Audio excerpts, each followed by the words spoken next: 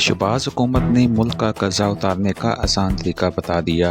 हुकूमत में कितने काबिल लोग हैं आपको इस वीडियो में दिखाते हैं। कि कर्जों से कौमें बचती हैं और तरक्की करती और खुशहाल होती हैं। दुआ करें कि कर्जा न लेना पड़े। उसके बाद ये चल रहा है या बंद हो गया है? नहीं, आप चल रहे हैं, आप तो अपने यहाँ लंडे बाजार से जाके सेकंड हैंड अपना कपड़े खरीदे और कुर्बानी अशराफियों को देनी पड़ेगी, आम आदमी को नहीं। आम आदमी तो 75 साल से कुर्बानियां दे रहा है, 75 साल से उसको लाले पड़े होते हैं कि ईद आई है, बकरा बहुत महंगा हो गया तो मैं तो खरीद नहीं सकता।